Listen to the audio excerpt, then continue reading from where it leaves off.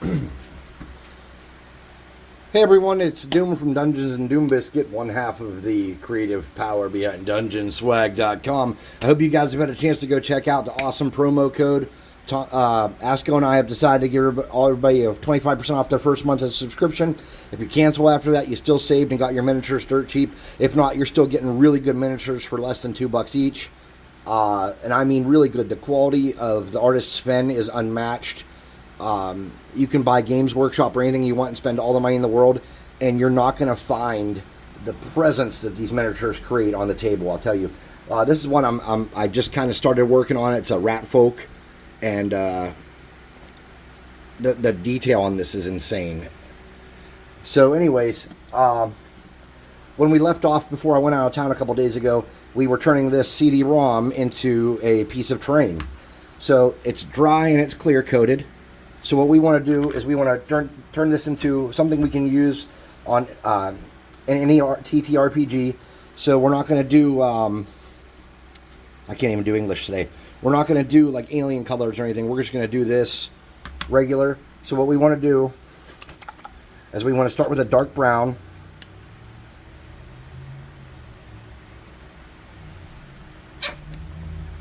And we want to water that down a little bit. Oh, that is a lot of watered down. Put some of that back. Ha-ha! Victory. And then we want to get one of our junk brushes that we use for terrain. And we want to coat this up and get down in all the cracks and everything with this wet brown. Now, if you make it too wet, it's not going to dry quick, even with the hair dryer. And if you push too hard covering this with this paint, you're going to knock some crap loose from what you've done. And our goal is to not undo any of the work we've done, okay? If you knock loose sand or rock or whatever, that's fine. We'll paint over it. We'll make it work. But the goal is not to make extra work. The goal is to do it as in fewest steps as possible. So if we knock something off, we'll cover it up and we'll continue on like nothing's wrong. Now these are nice because once you have this done, you can turn this into any other kind of terrain you want. You can put teepees, campsites, whatever you want on here, and use it as a throwdown, semi-modular thing that can create difficult terrain, or that can create a loss of line of sight, or you can add some elevation. You can put like a goblin guard tower or an orc guard tower, you know, whatever you really want to put on here, and you can do that very easily. So now it's kind of wet still. We're going to get some on the corners where I missed, where I touched it with my thumb. Okay, so we have our dark color there. We're going to blow dry this a little bit and get it to start to dry up, and you'll see right now it's a little shiny. And as we come around with the blow dryer, that shine's going to go away as the paint dries.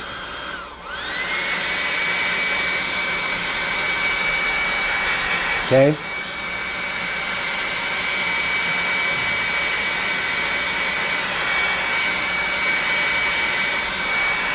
So we've darkened it up. It's a rich, muddy brown color. Now what we want to do is we want to lighten it up a shade all across the board. This is that same apple barrel paint. This is nutmeg brown.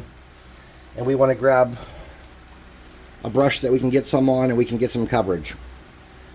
So we're going to have to, with this brush, we got to squirt a little bit on our cardboard. That's okay. I got cardboard right here. All right. We're going to get it. And we want to, like I said, we want to still have paint on here. We're not dry brushing. We want to get some coverage. So what you can do is you can kind of start in the middle and start working your way out. And then come back in and work your way in. And that way you're lightening it up as you go. You're not pressing hard.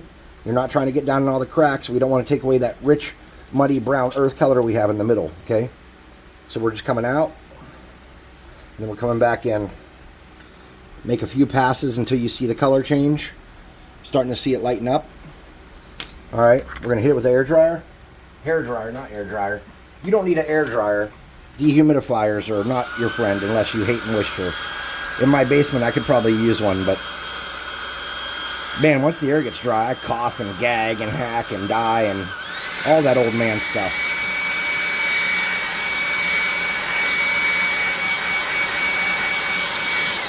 All right. Now, this is where we want to do our dry brush at, okay? So we get our +5 brush of sparkles. This is just a dollar store makeup brush. We're going to swap out cardboard. Grab one that's dry. Look at the backside. This is clean and fancy. Let's try it. Littlest dab, because this is a small piece. Get a little bit on there. Mix it all around. Get it all over your brush. The reason it's good to have a cheap brush for this is so that when you're doing this and mashing it down, you're not destroying a brush. If you did that with a nice brush, you would tear it up. With this brush, we can tear it up all day. It'll be all right. All right, so we're just going to pull from the inside out real light, just catching the highest elevations. Okay? Look at that, just the highest elevations. Now we're going to go back in, just grabbing those highest elevations. Kind of give it a look, see if we missed any spots over here. We can hit it a little more, a little deeper. Over here we can grab a couple of those big ones. Alright, so that's what we're going for. Now, here's where it gets a little difficult. We have rocks, and we want them to probably look like granite or something that's sticking up. We don't want it to look too plain. So we're just going to grab a brush, and we're going to get some of our dark gray. Any dark gray will do. This is pavement from that same cheap apple barrel or whatever it's called from Walmart or wherever. It's like $1. And we're just going to come over here and grab these high spots on the rocks. Not the high spots, I'm sorry. On these rocks, we're going to try to coat them pretty good. We want to cover the rock with this.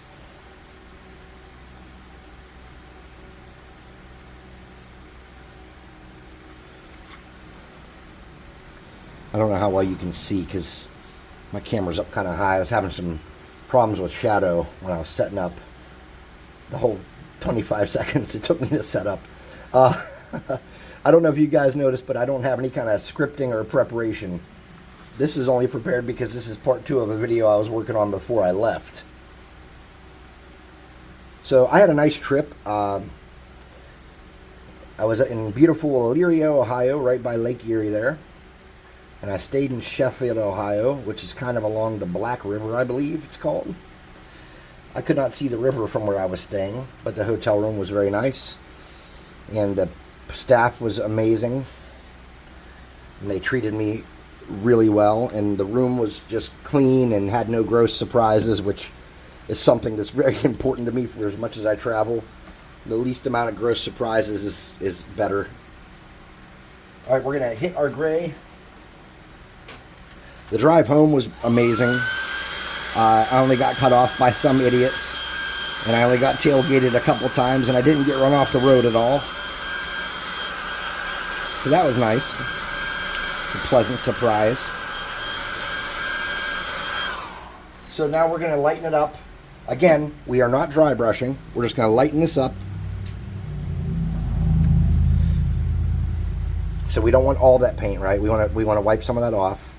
And then we want to just kind of drag it along and lighten this up. We don't want to get down on our cracks. Look at that. Bam! It's already starting to look pretty decent there.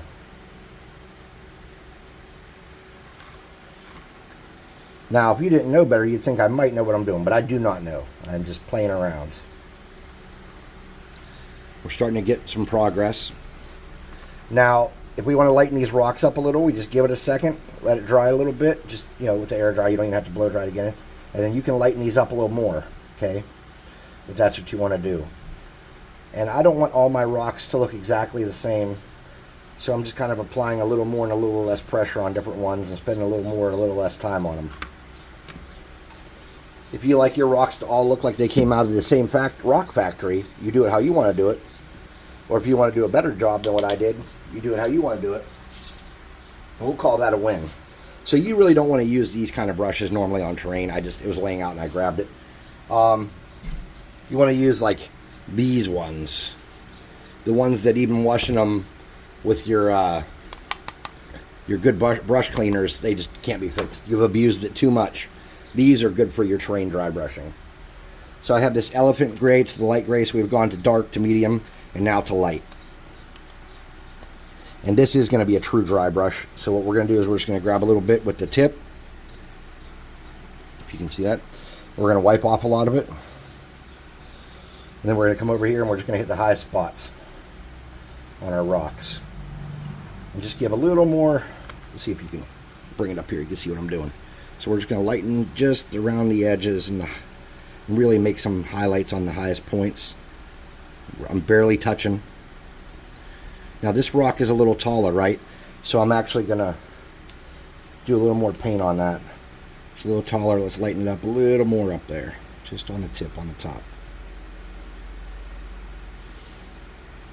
Alright, now some people come back with a brown. Today I'm one of those people. So we're going to go back to the khaki that we have here that we use for that really light dry brush. We're just going to mix it with that gray. We're going to wipe a lot of it off. And this is going to tie it together with this dirt a little better, in my opinion. So there we go. We're just going to catch the areas we already kind of caught, the high points we already kind of caught, and maybe a few new ones. Okay. So now let's look and see what we got there. Here's our terrain. Now, we don't want this to be all mud. We never did. So we're going to look at some options we have. I make my own flock with sawdust and herbs and whatever else you can think of. And this is something I call Spring Fling. So it is light and green sawdust with like an Italian mix in with it, and it's just multiple shades of green. That one's decent. This one is Fall Ball, and this is to simulate leaves and stuff, so it's some bigger chunks of different. Let me open this one so you can get a better look. This has like browns and greens and tans and oranges and yellows. It's like I said, it's bigger pieces of sawdust, and I use it to simulate leaves.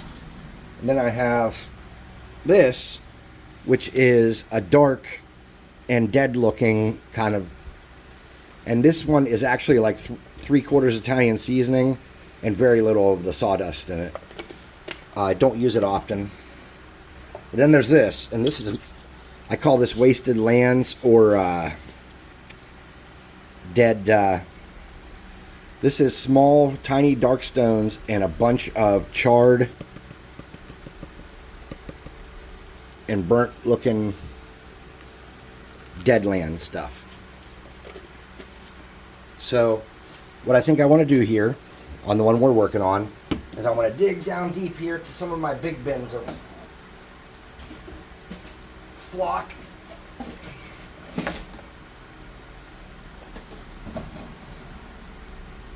I have what, light green, dark green, flowers.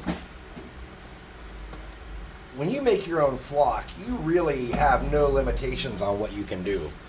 But so what I think I want to do with this one is, this is kind of like a fall mix, but it's got some darker stuff in it.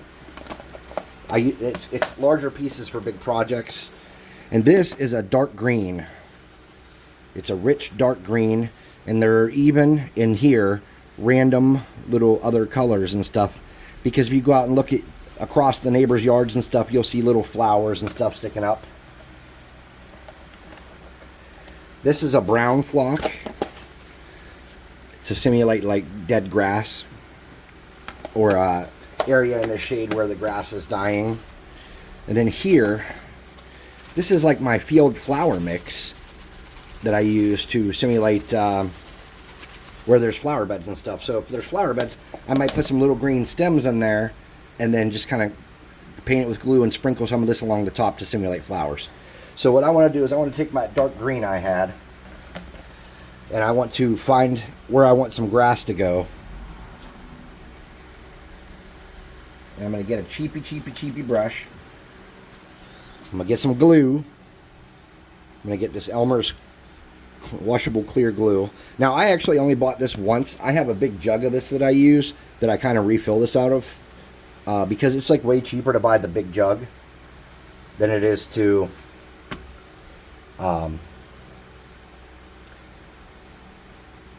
keep buying those little ones. So what I'm trying to do is pick out areas where the grass is growing and people haven't trampled it and ruined it, or whatever construction I might put on this someday.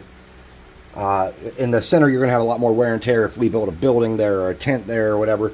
But around the edges, we want it to kind of meld in with our terrain mat we put this on.